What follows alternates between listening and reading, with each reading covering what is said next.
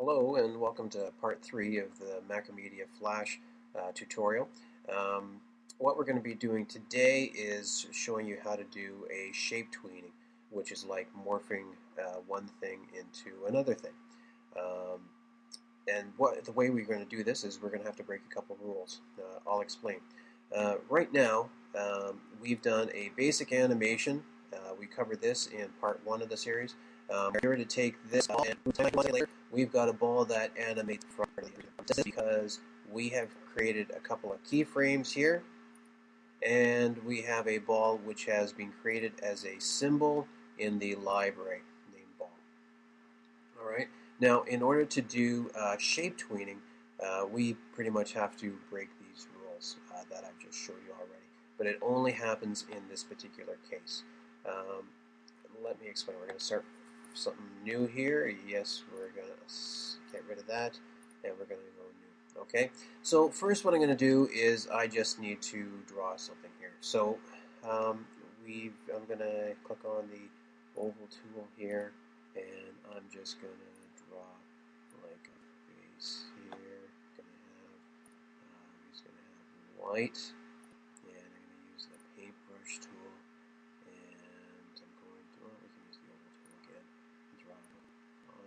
This is in particular, and we're going to click on the black,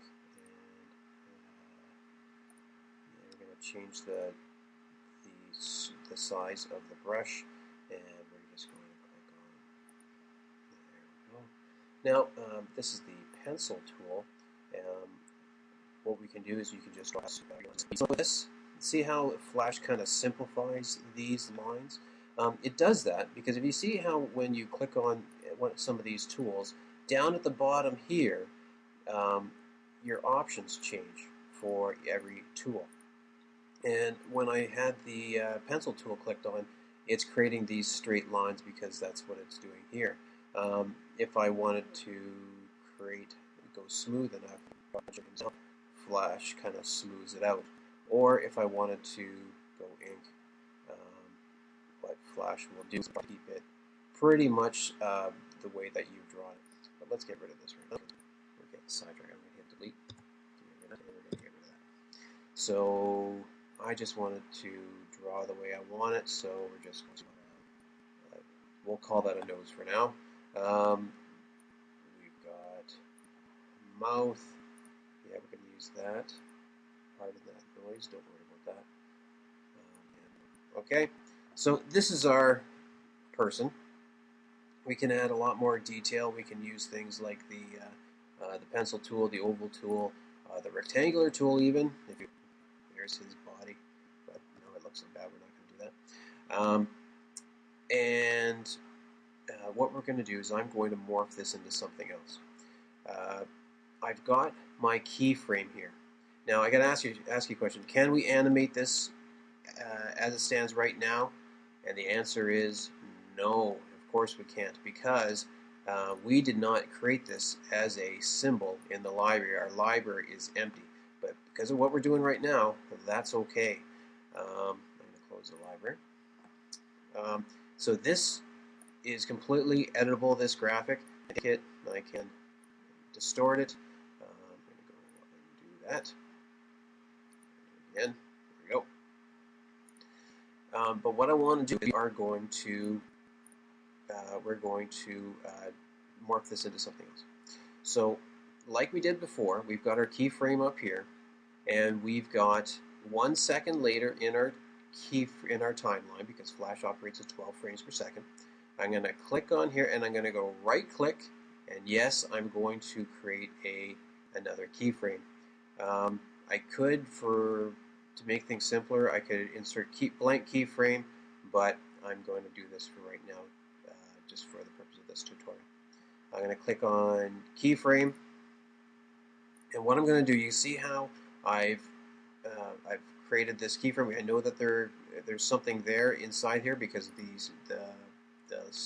little circles in the keyframes are solid. If I were to try and animate this right now, if I were to click this and move him over here and right click, you'll see how there is a dotted line here. That's because Flash is trying to animate but Flash can tell that something is wrong. And what's wrong is that we don't have a symbol library. If I were to go and take a look at my library, what's probably happened is that Flash has tried to animate this, and it has created a symbol library. It's called it tween1, but it's still messing up. So if you are creating Flash and you see that you've got all these tween1, tween2, tween3 in your library, that is because you're trying to animate something and it hasn't been created as a symbol in the library and you're messing up somehow.